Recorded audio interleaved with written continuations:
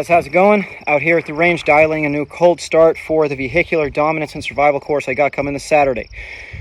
So for those of you who have trained with me, you know I'm big on cold starts. And again, whatever cold start you do use, it should directly reflect what you're looking to gain out of that specific training session. So again, seeing this is a vehicular class that we're shooting in and around vehicles, fighting in vehicles, then that should mean that the cold start should directly reflect that. All right, so I'm going to go over basically the layout, how the mags are set up, along with a good par time as to what you're looking for. Because again, with any cold start, it should have a hard par time and a hard accuracy standard that you're looking to focus on. So again, starting from here at the center barrel, I got good old Izzy. What's up, Izzy? So for this, you're looking for 2 rounds into the head. And again, I'll go in the course fire afterwards. But again, you're only using this target for one thing, and that's at the end for 2 rounds to the head. Behind me, I have a action target PT Scout with BC zone size steel. And behind me, again on the right, sorry, Izzy. On the opposing side, I have the exact same thing. So 2 exact same target stands and size steel. As you can see, directly behind me is a black Saturn, and then on the other side I have the Wrangler. So you will start in the Saturn, okay, in the driver's seat belted in. Again, always want to drive safe here.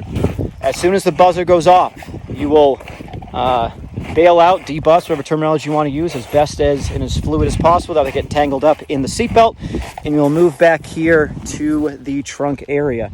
Now, I don't know if you can see because of the glare from the sun, but basically there is a orange definitive marker line. Just like in competitive shooting, if you go outside of that, it will basically be adding a plus 1 second penalty to your total time. Okay, because again, there has to be penalties for this, so you have to remain behind that cover specifically. So as soon as you get your 3 hits on that steel from the Saturn behind the trunk, that is your kind of key to unlock the rest of the drill. You need those 3 hits. As soon as you get that, you'll move over to the Cherokee. Okay? Again, being aware where your muzzles point all times on the move. Same thing. I have an orange definitive marker line right there. Again, you can't shoot until you are inside of it. Again, 3 hits on the steel as well. And then finally, ending center. Again, hard to see. It's kind of, I've done this a few times. Is you're gonna be back here in the center, and behind me you will be putting 2 rounds into the head on good old Izzy. I'd say this is probably from about, I'd say at least 15 meters.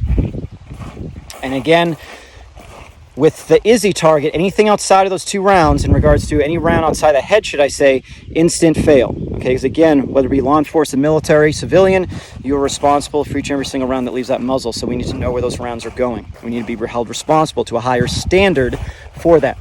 In regards to the loadout, your first magazine in the gun will be 6 rounds. Because again, this is kind of setting it up like you were gonna get it clean first off. So 6 rounds in the gun, hence 3 rounds on the left steel, 3 rounds on the right. So as soon as you get your 3 hits, you will go to slide lock. From there, your second mag in the gun will be 2 rounds, hence again, 2 rounds in Izzy. Again, your third mag will be full for if you need to facilitate those makeup shots. Because again, even if you do miss, you still need to make them up. It's not like, oh, okay, I guess I missed. That's it.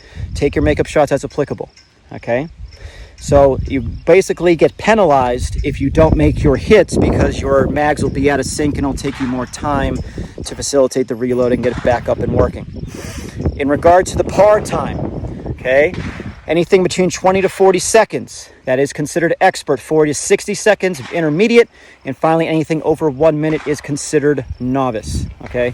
And again, in regards to Izzy, anything outside that head is a instant fail, and anything shooting outside your boundary markers with the vehicle is a plus 1 second penalty. So with that said, I'm going to put the phone right here next to Izzy. You probably won't be able to see too much just because of the angle of the camera.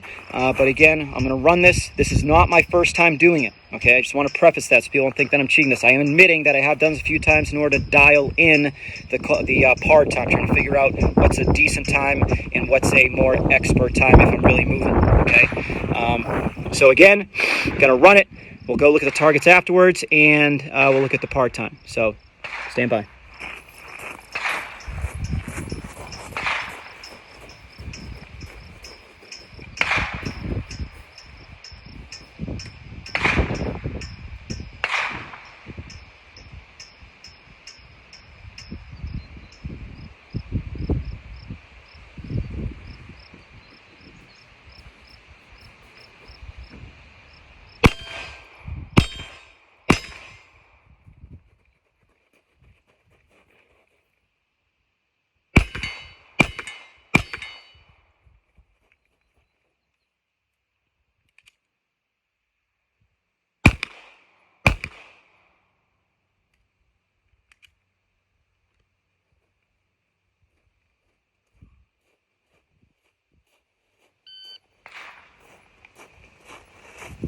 All right, so 2253 was the total. Obviously, I hit that by accident, so that is a goner. But it was 2253. In regards to the hits, got one high in the head and one right in the nose. As you saw, or heard, should I say, all three hits were on the steel. And the time, as I said, was, I think I just said 2350. So again, as you saw this, I'm doing this from concealment because this is how we're training in the class. This is a concealment specific class. In regards to using the cover, I'm not using cover because, again, a lot of my students have probably never done this before, working around a vehicle, so I'm not worried about them getting down on a different level in regards to an unorthodox position. I just want them to get used to shooting behind a vehicle or something in front of them. So yeah, that's really about it. Again, think about how you're working your cold start. Think about how you're dialing it in, because again, it should reflect what you're willing to gain out of it. As always, train hard, train safe, and train to live. When it's all said at the end of the day, you know what's coming to save you. Have a good one, guys.